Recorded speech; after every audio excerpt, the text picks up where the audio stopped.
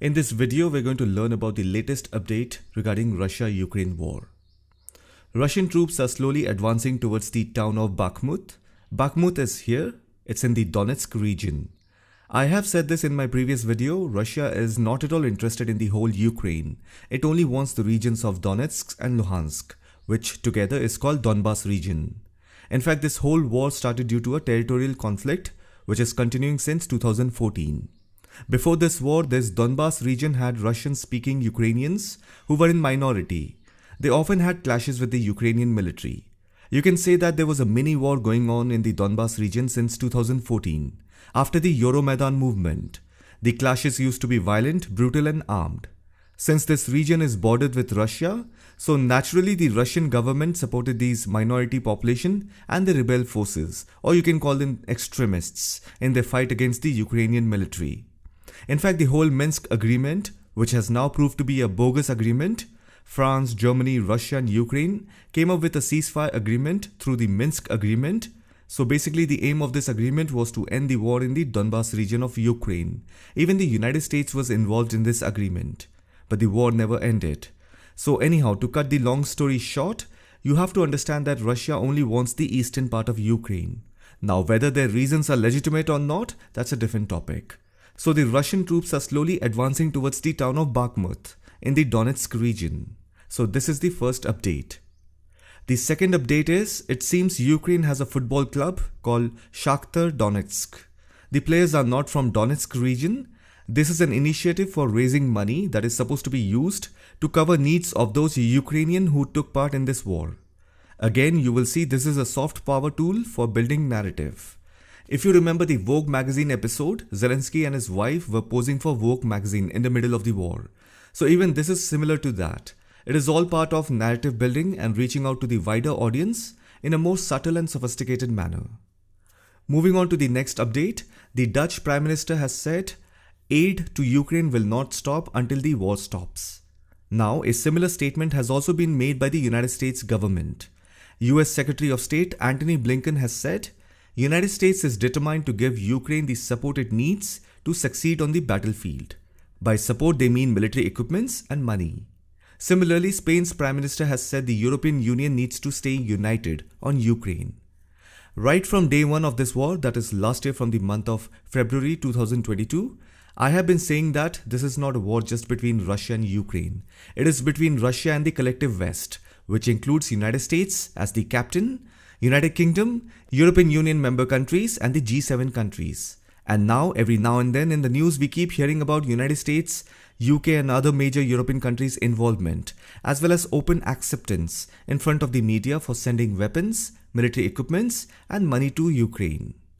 From here, what we can learn is that how to move from a state of constant denial towards open acceptance in a subtle manner. Initially, if you see, United States' position was to only keep giving intel and information to the world, that Russia would do this, Russia is planning to do that. So in the beginning, United States played the role of a postman to the world. And within this 1 year, United States swiftly moved from the role of being a postman to a direct commander of this war. And it is not just me, there is a person by the name Colonel Richard Black. He's also a former senator. Listen to what he has to say. We don't care. The United States and NATO, we do not care how many Ukrainians die. It's become a great football game. We've got our team, they've got our team, rah, rah. We want to get the biggest score and run it up. We are shipping fantastic quantities of weapons. Caused the stock of Raytheon, which creates missiles, and Northrop Grumman, which creates aircraft and so forth, and missiles. All of these defense industries have become tremendously bloated with tax dollars. But I don't think Ukraine has anything to do with the decision about peace or war. I think the decision about peace or war is made in Washington, D.C. As long as we want the war to continue, we will fight that war using Ukrainians as proxies, and we will fight it to the last Ukrainian death. Now, if this man can see things very clearly and speak the truth, how difficult it is to figure out what is actually happening. Ukraine has been made a fool by its president, actor Zelensky. It is very easy to see what is happening. The whole West is fighting an indirect war against Russia with the help of Ukrainians as proxies. Isn't this weird to even think that North America and Europe is neither stopping the war or winning the war? It's going to be 1 year now, 1 year of constant bombardment. I don't think there was even a single day of break. So how difficult it is to even think that this is not what it seems to be. Anyhow, now Netherlands is also planning to join the United States and Germany in sending the Patriot missile defense system to Ukraine. Ukrainian troops have arrived in US Army base in Oklahoma for Patriot training. And what's funnier is that the US President is thanking the Netherlands Prime Minister for standing strong with Ukraine. Really, as if he had a choice. You see, all these things are part of narrative building. Vogue magazine, holding a moment of silence in Oscars, then making a football team play in support of the event, Scout Chief Bear Grylls meeting Zelensky. He is a youth icon. Many young children will have an impact through this. You'll see war narratives are being accompanied by emotional progression. This is not at all how real genuine battles are fought. It is simply narrative building, and they are attacking different identity layers that we all inherit. Some like football, they are targeted. Children are being targeted. Like this, we should not be surprised if tomorrow movies will be made on this conflict. If you look at all the US war movies in the last 20 years, they are primarily focused on Afghanistan and Iraq. And United States is always the good guy. So this is nothing but narrative building. We are also getting to hear that the Australian military personnel are going to train Ukrainian troops in United Kingdom. Australia will be the 9th country to join the UK-led training mission, with Canada, Denmark, Finland, Sweden, Lithuania, New Zealand and the Netherlands already part of it. If you see, it may all appear as a step towards helping Ukraine to defend itself. But then 9 developed countries are needed to train Ukrainian troops. Can we not put this under overtraining? If 9 countries are training Ukrainian troops, then it is a clear sign that the war is not going to end anytime soon. On top of it, top US generals are now in Germany, where the United States is training Ukrainian forces. So all of this is enough to indicate that the war is not going to end anytime soon.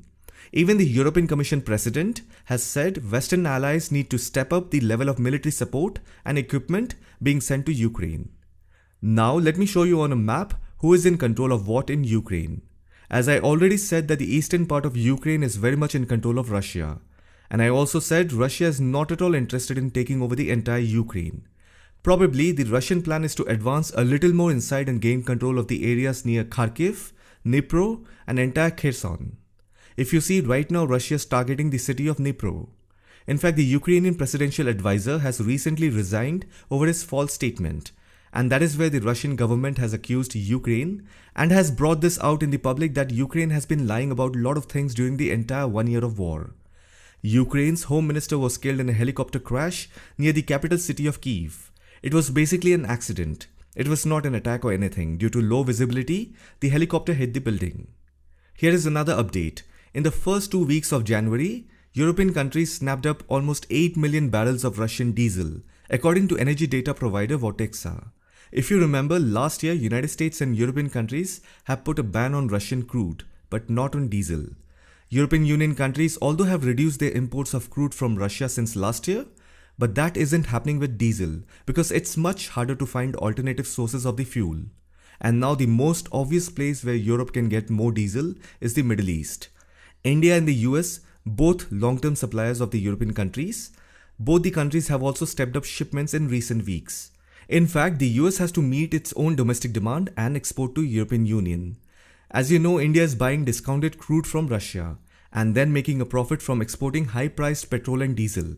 So US is buying Russian oil from India because there is a link between rising Indian oil product exports to US and surge in Russian crude imports. India's imports of Russian crude oil are all-time high in this month of January, 1.7 million barrels per day. India has become among the biggest importers of Russian crude oil, and Russia in turn has become the biggest supplier of its oil, accounting for 25% of the country's crude purchases. India's imports from Russia rose further in December 2022, crossing 1 million barrels per day for the first time. This means that Russia remained India's top oil supplier for the 3rd month in a row. But the surprise is that the United States has emerged as the biggest purchaser of refined oil products from India.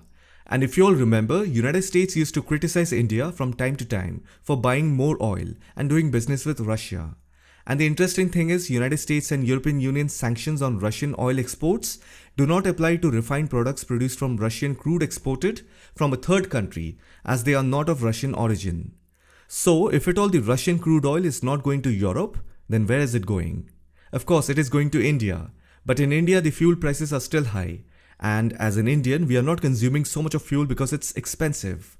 So who is India selling the Russian oil? The United States has been a big buyer of Russian virgin gas oil. But then it cannot purchase virgin gas oil directly from Russia. It is purchasing from Reliance Energy and Naira Energy in India, which prepares the VGO from Russian crude oil. And don't you think Russia is not aware of it? Even Russia is aware of it. Even the United States is aware as well as fine with it. And even India is fine with it. And now even Europe is piling up huge reserves of Russian diesel. It is absolutely crazy to think what's actually going on. But then this is geopolitics. Anyhow, so far these are the updates regarding Russia-Ukraine war. Hope you find this video informative. Thank you for watching it.